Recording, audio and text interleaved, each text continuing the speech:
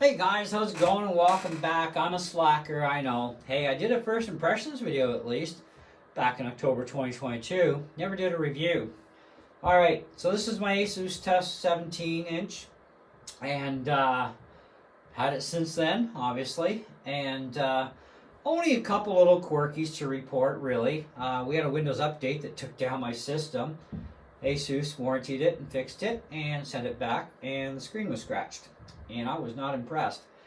Fought with them a little bit, finally got it sent back, and they have apparently replaced it. Because they also, before they replaced it, they had mentioned, hey, did you notice any light bleeds? That were there. And I'm like, not that I really noticed, because like I said, I never used the screen, right? So how would I really notice? I mean, I think I've used the screen maybe 3 or 4 times, and I was in a dark basement at my buddy's place playing video games with them on the network. So yeah, if they were there, I didn't see them. I'm too busy trying to keep myself alive during the game. Anyway, so they did say that scratch I reported, they just wiped it down and it went away. And I'm like, yeah, I wiped it down like over a half a dozen times and it didn't go away. So there's definitely something wrong with that. You know what I mean? So whatever, anything to cover your butts, I don't care. So I did kind of swear off to you guys I'd never buy ASUS again, but unfortunately I do find myself in that position where I may have to buy one. And I think it would be the most practical step for me at this point. Now, I don't really technically have to get a new gamer system, but I do want to play my one and only game that's really kick butt, and that's Cyberpunk 2077, and I want to be able to play it better than what I'm getting out of it, because 55, 56 FPS, and having to turn down some of the graphics stuff. I mean, not that it's a major deal, because there's not a lot of difference between ultra to low. I mean, there's differences you can notice, obviously, but it's not major, okay?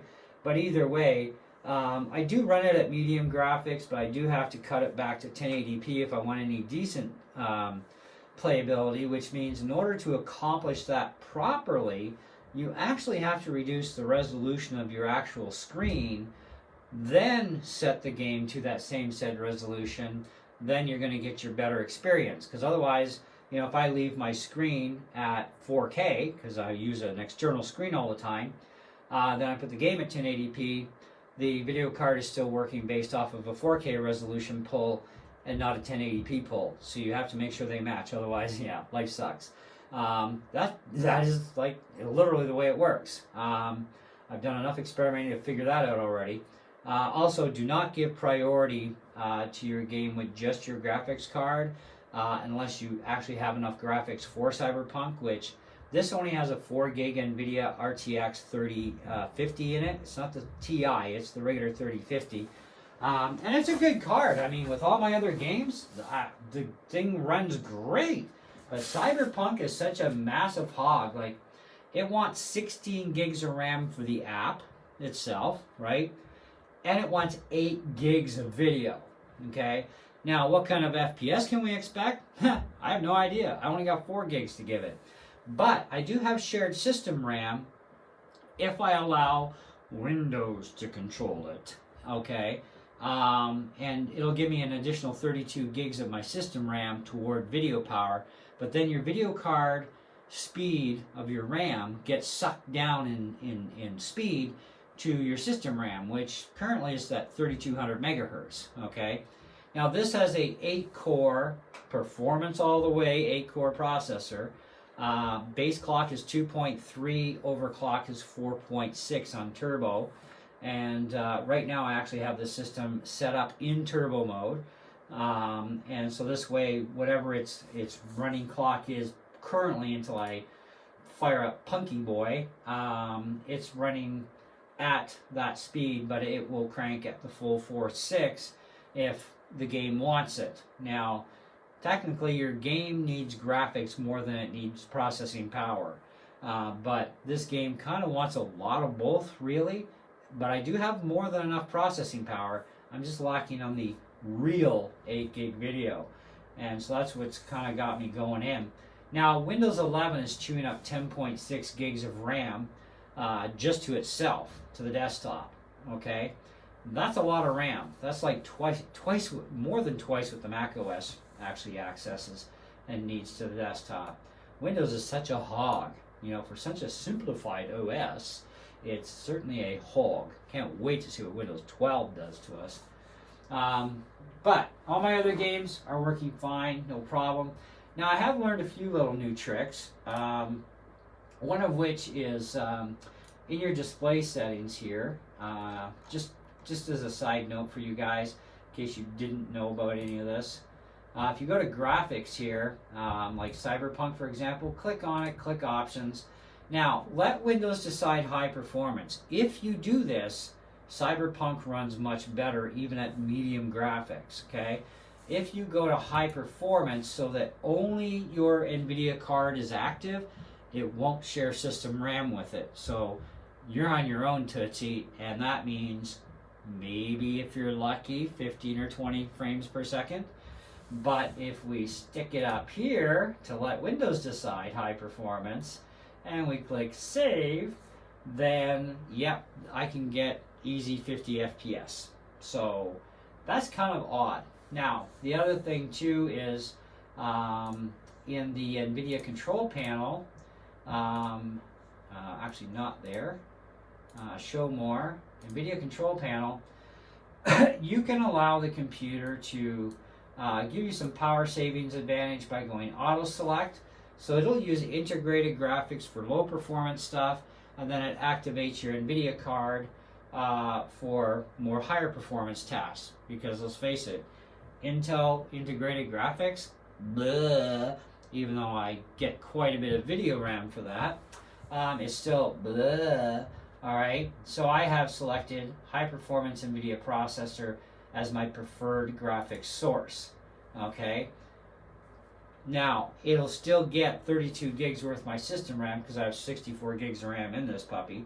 Okay, so yeah, don't believe ASUS, don't believe any company selling this laptop that says it only goes to 32 gigs of RAM. No, it goes to 64, Tootsie, okay? We've done it, we've proven it, it's here, everybody just saw it, so there you go. Anyways, like I said, I'm kind of after a new computer. And as much as I swore I'd never deal with ASUS again because of all the problems I had with them over this thing and the scratch screen and everything, I thought, you know what, maybe I should just let things go because, you know what, overall, it is a fantastic laptop. And the company did fix the problems, and we did get a replacement screen in the end because, not because of the scratch that they said, well, when we cleaned it, it went away. I cleaned it 7 times, man. It didn't go anywhere. Okay, but they had mentioned light bleeding issues, and I'm like, I told you guys, I don't use the screen. How am I gonna know? Okay, except, I mean, if there was a bleed issue, I wouldn't have seen it anyways because I was too busy trying to save my own ass during a video game with my buddy in his basement, okay? Because when I'm at home, this thing, laid down, 4K external display, play all my games in 4K. That's how I do things, right? So anyways, I said, but yeah, by all means, replace it. You know, like seriously, if it has issues that they are finding, then put a new screen on. And they did. And of course, the new screen actually does have a light bleed issue right down in here. And I think it's because it's just leaking through the bezel, which that can happen. I'm off the ASUS warranty now anyways, because it was the last round by the time all this got solved. By the time it came back, the warranty was kind of done, right? But I do have my MDG extended warranty, but I don't even care. It's like, for whenever I would see that light bleed, it would only be when I'm using the screen, and I would only see it for like seconds at a time in a certain type of a black light, you know, on the screen.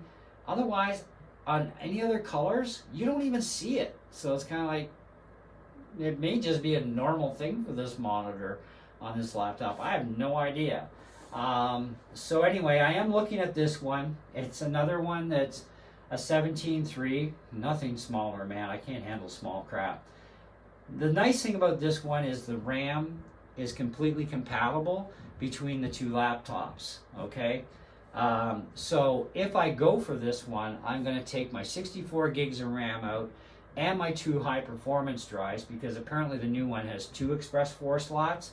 I've got one Express 4 and one Express 3 in this one, and I have a 2 terabyte 5,000 megabyte per second drive that actually runs beyond that.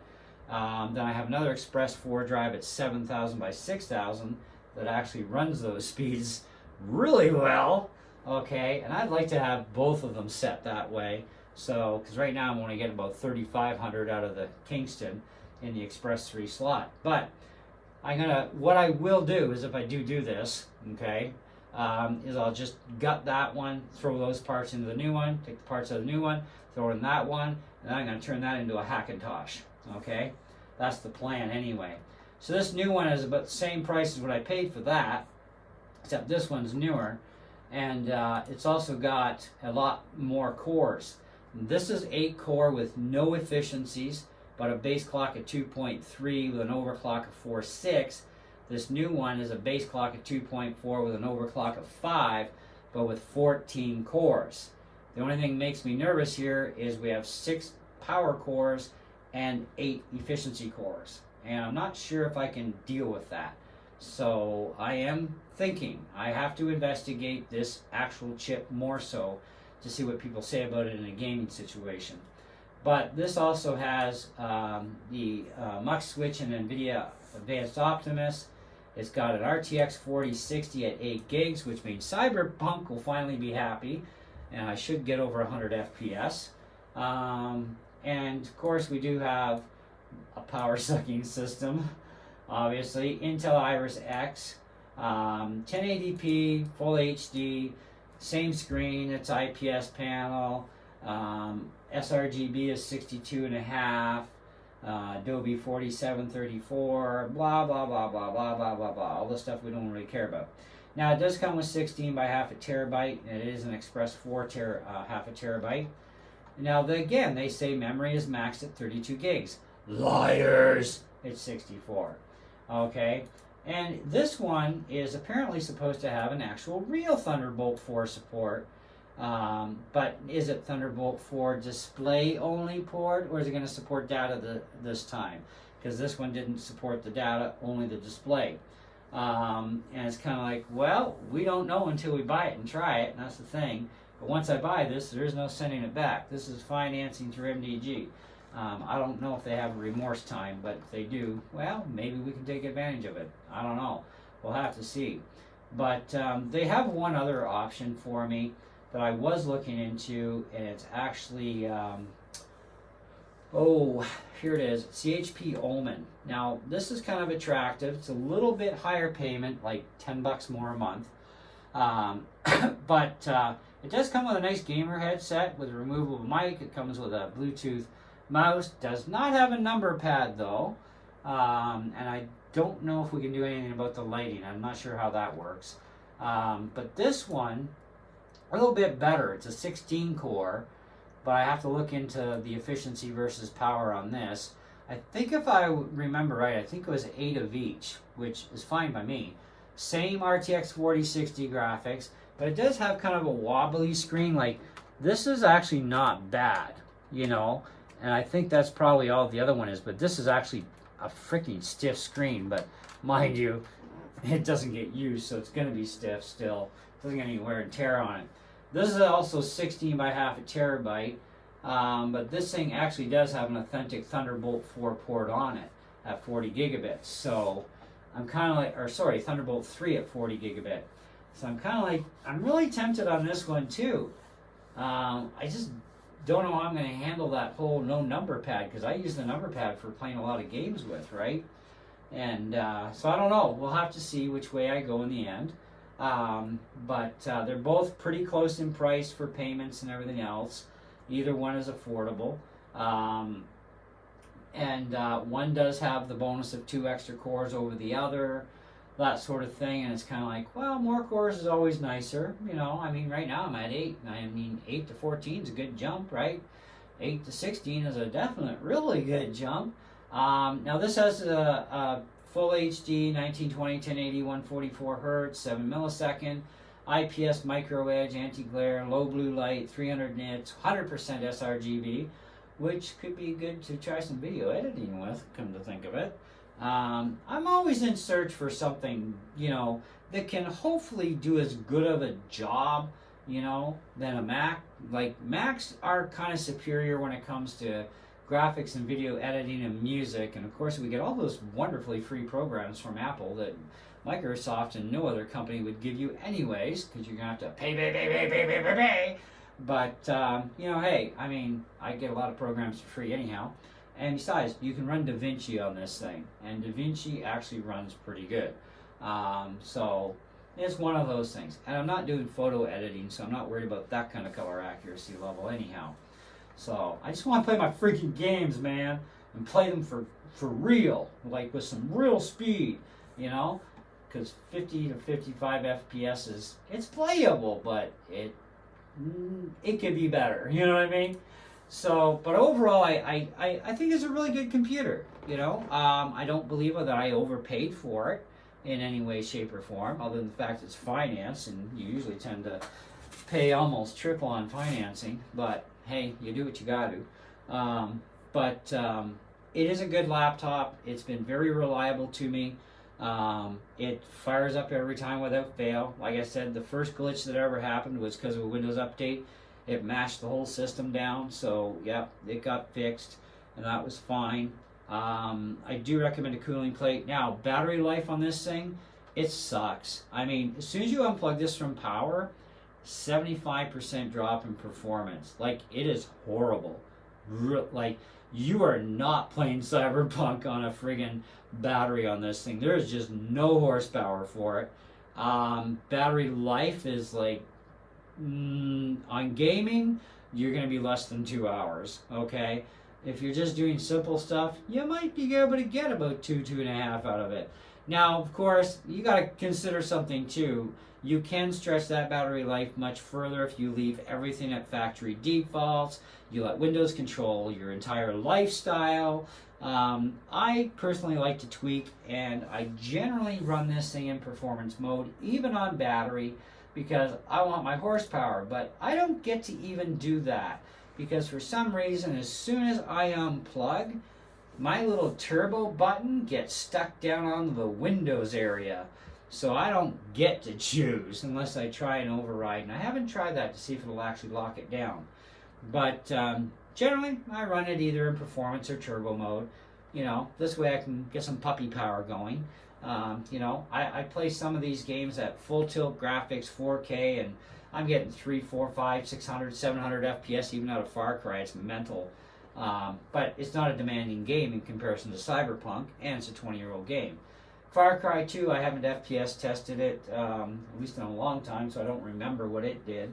But it's a little bit more raunchier than the original Far Cry. But I like the Far Cry series. And Skyrim runs exceptionally well, too.